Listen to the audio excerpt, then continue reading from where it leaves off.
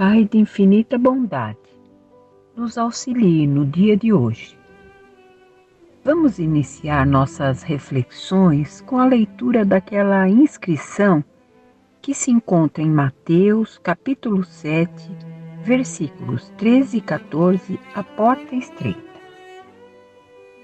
Entrai pela porta estreita, porque larga é a porta e espaçoso o caminho que leva à perdição, e muitos são os que entram por ela. Que estreita é a porta, e que apertado o caminho que leva para a vida, e quão poucos são os que acertam com ela. E em Lucas, capítulo 13, versículos 23 a 30, nós vamos continuar com a porta estreita. E perguntou-lhe alguém: Senhor, são poucos então os que se salvam? E ele lhes disse: Porfiai por entrar pela porta estreita, porque vos digo que muitos procurarão entrar e não o poderão.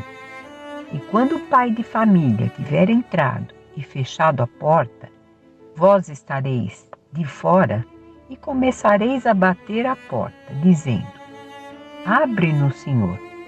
E ele vos responderá dizendo: Não sei de onde sois. Então começareis a dizer: Nós somos aqueles que em tua presença comemos e bebemos, a quem ensinaste nas nossas praças. E ele vos responderá: Não sei de onde sois, apartai-vos de mim, todos os que obrais a iniquidade. Ali será o choro e o ranger de dentes, quando virdes que Abraão e Isaque e Jacó e todos os profetas estão no reino de Deus e que vós ficais fora dele, excluídos. E virão do Oriente, do Ocidente, e do Setentrião e do Meio-dia, muitos que se assentarão à mesa do reino de Deus. E então os que são últimos serão os primeiros, e os que são os primeiros serão os últimos. Vamos então comentar. No Evangelho segundo o Espiritismo tem um comentário sobre essa passagem. A porta da perdição é larga, porque as más paixões são numerosas e o caminho do mal é o mais frequentado.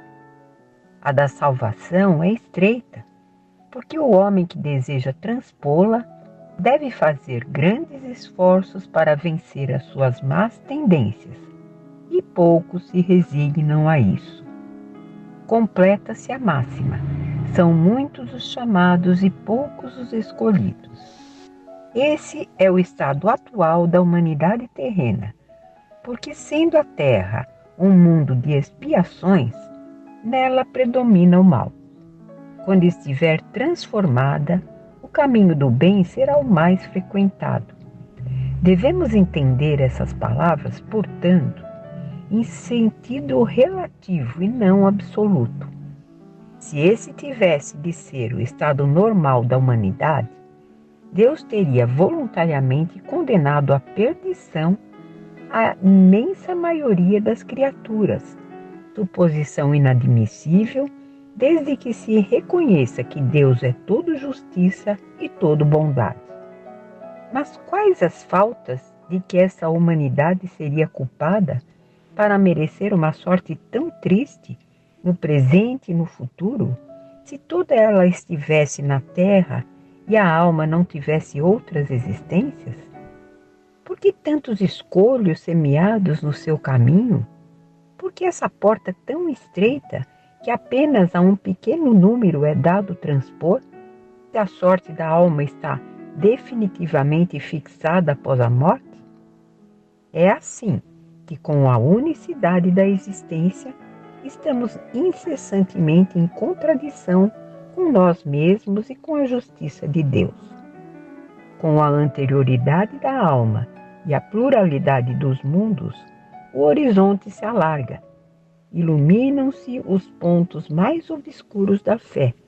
O presente e o futuro se mostram solidários com o passado, e somente assim podemos compreender toda a profundidade, toda a verdade e toda a sabedoria das máximas do Cristo.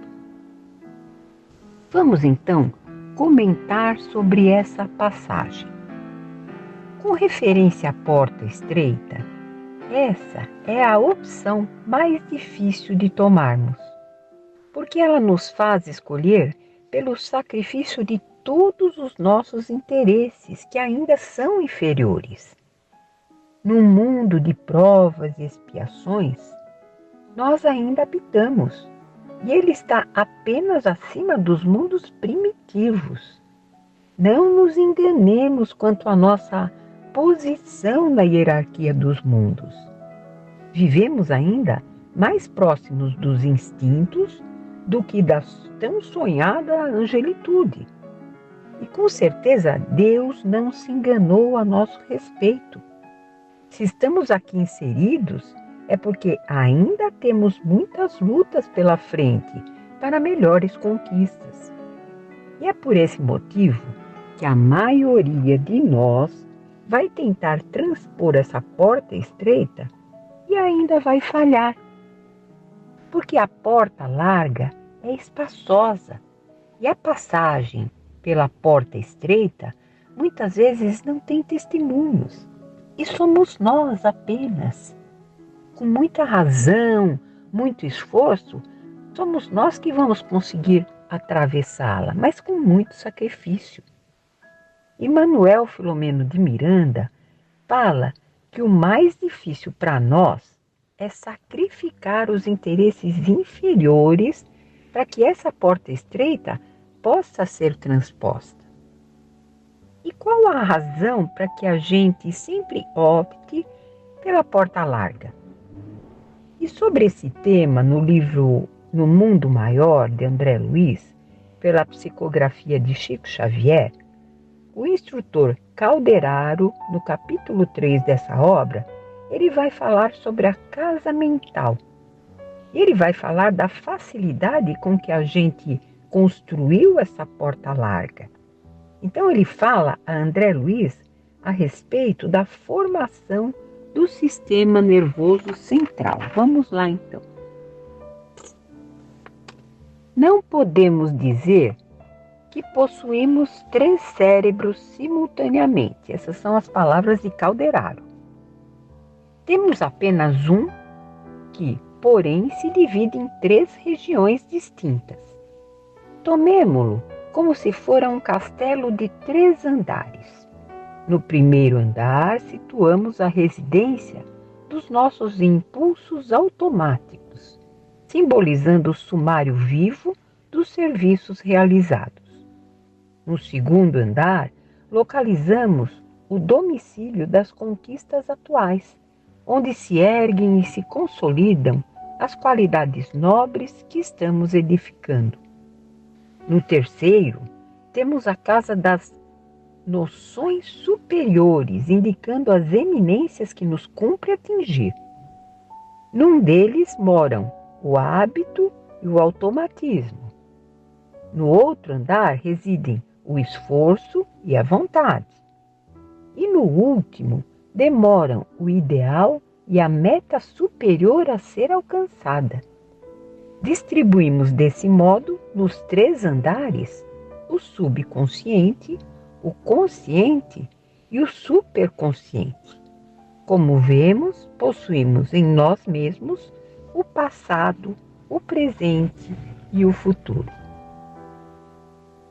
Bom, diante dessa síntese de Calderaro, nós podemos admitir que a maioria de nós vive ainda próxima aos automatismos, aos instintos. Nossa respiração é automática. Nosso coração, o bombeamento do sangue, ainda obedecem aos automatismos. Nossas reações ainda são automáticas ou instintivas na maioria delas. Por exemplo, se alguém nos ofende, a reação natural, na maioria de nós, ainda é instintiva. A força e o esforço ainda é muito grande para canalizar os nossos instintos, ainda primários. porque atravessamos todos os reinos de nossa evolução de forma instintiva. Para que nós vençamos esse automatismo em nós precisamos do esforço, da vontade firme e, acima de tudo, do tempo. E é por isso que a evolução não se dá aos saltos, e sim de degrau em degrau, de esforço a esforço, para que adquiramos novos hábitos. Paulo de Tarso já dizia: o que eu quero eu não faço, o que eu não quero, esse eu faço. São as lutas de todos nós para a conquista dessa meta superior a ser alcançada, ou seja, transpor essa porta estreita. Por enquanto, a maioria de nós, habitantes da Terra, ainda vive no porão dos instintos, nesses condicionamentos ancestrais ainda.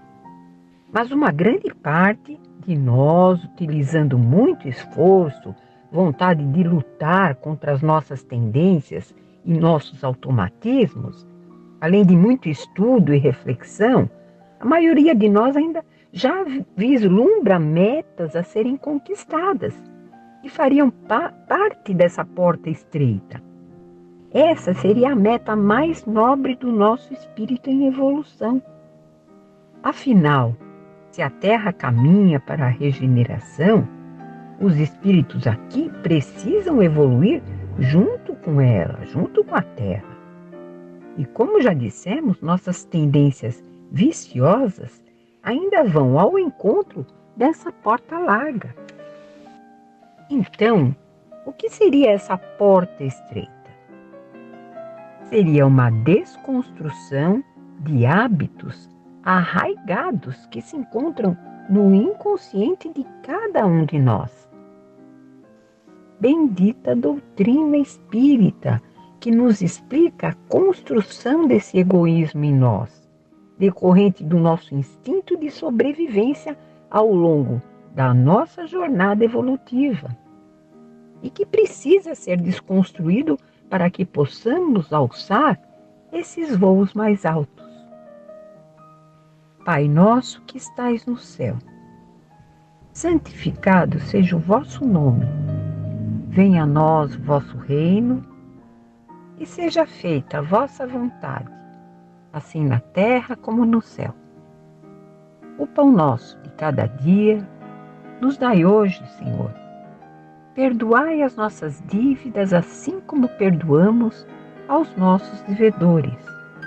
Não nos deixeis cair em tentações, mas livrai-nos de todo o mal. Muita paz a todos e até uma próxima oportunidade.